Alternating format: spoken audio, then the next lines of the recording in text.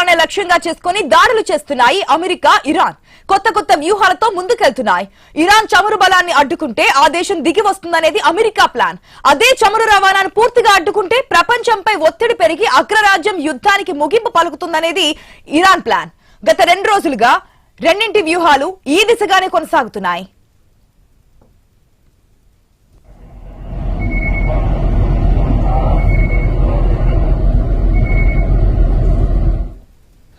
Iran చమురుకు ఖర్గ్ ద్వీపంలోని సైనిక స్థావరాలను ఆయువు పట్టుకుంది చెప్పొచ్చు. దానిని టార్గెట్ చేసింది అమెరికా.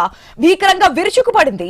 ఓటమిని అంగీకరించుకుంటే అక్కడి చమురు క్షేత్రాలపై దాడులు చేస్తామని హెచ్చరించింది. ఇటు హార్ముజ్ జలసంధిలో చమురు రవాణాకు ఇరాన్ అడ్డంకులు సృష్టిస్తోంది. దీనిని అడ్డుకోవడానికి పలు దేశాలు యుద్ధ నౌకలను పంపిస్తున్నాయని ట్రంప్ తెలిపారు. అదే జరిగితే ఆయా దేశాల్లోని చొరబడతామని ఇరాన్ హెచ్చరించింది.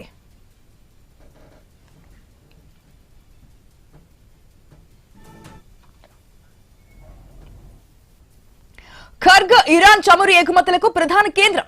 ఈ ద్వీపంలో సైనిక స్థావరాలను ధ్వంసం చేస్తామని ట్రంప్ ప్రకటించారు. హర్ముజ్ లో నౌకలను అడ్డుకుంటే చమురు క్షేత్రాలపైన దాడులు చేస్తామని స్పష్టం చేశారు. అమెరికా దాడుల వల్ల ఖర్గ్ లోని చమురు క్షేత్రాలకు ఎటువంటి నష్టం జరగలేదని ఇరాన్ కు చెందిన ఫార్స్ వార్తా సంస్థ వెల్లడించింది. దాడుల వల్ల 15 పేలుళ్లు చోటు చేసుకున్నాయని తెలిసింది.